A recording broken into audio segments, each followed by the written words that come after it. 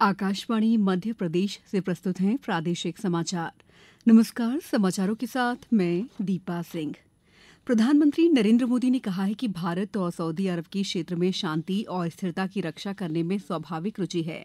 Saudi अरब की 2 दिवसीय ऐतिहासिक यात्रा से पहले अरब न्यूज के साथ विशेष इंटरव्यू में प्रधानमंत्री ने सऊदी अरब को विश्वसनीय मित्र और रणनीतिक सहयोगी बताया।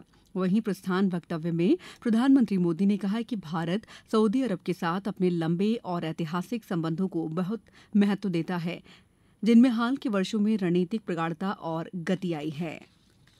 राज्य मंत्रिपरिषद की आज हुई बैठक में कई अहम फैसले किए गए। उप मुख्यमंत्री राजेंद्र शुक्ल ने मंत्रिपरिषद के फैसलों की जानकारी देते हुए बताया कि 27 अप्रैल को इंदौर में आईटी कॉन्क्लेव होने जा रही है।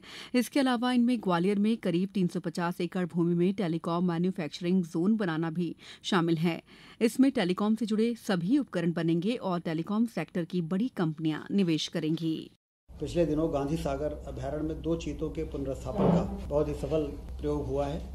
ग्वालियर में देश का पहला टेलीकॉम मैन्युफैक्चरिंग जोन बन सके, इसके लिए राज्य शासन ने अपनी सहमति भारत सरकार को भेज दी है।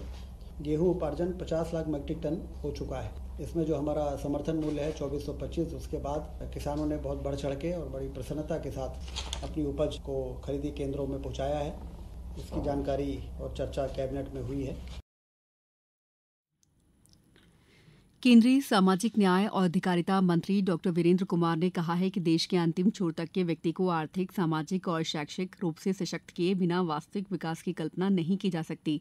नई दिल्ली में सामाजिक न्याय पे चर्चा 2025 को संबोधित करते हुए डॉक्टर कुमार ने कहा कि इस कार्यक्रम का उद्देश्य जिन लोगों को समानता का अधिकार देने का सपना डॉक्टर अम्बेडकर ने देखा था, समाज के उन वंचित वर्गों के उत्थान पर चर्चा को बढ़ावा देना है। पंडित दीनदयाल उपाध्याय जी ने, डॉक्टर भीमराव अम्बेडकर जी ने ऐसे ही समाज की कल्पना की थी कि समाज के सबसे अंतिम पंक्ति के अंतिम छोर पर रहने वाले व्यक्ति को जब रहने के लिए मकान मिल जाए, पहनने के लिए कपड़ा मिल जाए, अस्वस्थ होने पर उसको दवाइयां मिल जाएं, उसके बच्चों को शिक्षा के अच्छे प्रबंध मिल जाएं, तभी सही मायने में सामाजिक न्याय के विकास की अवधारणा पूरी होती है। आज विश्व पृथ्वी दिवस है। हर वर्ष 22 अप्रैल को विश्व पृथ्वी दिवस के रूप में मनाया जाता है।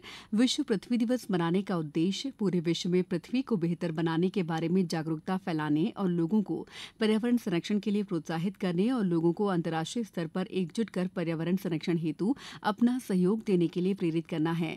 मुख्यमंत्री डॉक्टर मोहन यादव ने इस मौके पर जनता से अपील की है कि अधिक से अधिक पौधरोपण कर पृथ्वी को हरा भरा और सुंदर बनाएं। प्रदेश इन दिनों भीषण गर्मी की चपेट में है। खासतौर पर प्रदेश सीधी, सतना, टीकमगढ़, छतरपुर, सिंगरौली सबसे गर्म रहे हैं। लगातार दूसरे दिन कल सीधी में पारा 44 डिग्री के पार रहा। वहीं 27 शहरों में पारा 40 डिग्री या इससे अधिक रहा। आज भी प्रदेश में तेज गर्मी है। मौसम विभाग ने इंदौर, रीवा, ग्वालियर और चंबल संभाग के 9 जिलों में लू चलने की आशंका व्यक्त की है। वहीं भोपाल, उज्जैन, सागर और जबलपुर संभाग में भी लू जैसे हालात बने रहेंगे। अब कुछ समाचार संक्षेप में। हरदा में राष्ट्रीय खाद्य सुरक्षा अधिनियम के पात्र हितग्राहियों की ई-केवाईसी की कार्यवाही 30 अप्रैल तक विशेष अभियान चलाकर पूरी करने के निर्देश दिए गए हैं। आगर मालवा कलेक्टर ने जल गंगा संवर्धन अभियान की समीक्षा बैठक में निर्देश दिए हैं कि अभियान में जन सहयोग से अधिकाधिक जल संरचनाओं की साफ सफाई और गहरीकरण करवाया जाए। आज कटनी में विश्व पृथ्वी दिवस को वसुंधरा महोत्सव के रूप में मनाया गया। पीएम श्री केंद्रीय विद्यालय में पृथ्वी दिवस बड़े उत्साह के साथ मनाया गया। इस दौरान विभिन्न गतिविधियों का आयोजन किया गया। और शिवपुरी जिले में 24 अप्रैल को शासकीय आईटीआई शिवपुरी में रोजगार मेले का आयोजन किया जाएगा। इस बुलेटिन में बस इतना ही। अगला बुलेटिन शाम 7:10 पर। नमस्कार।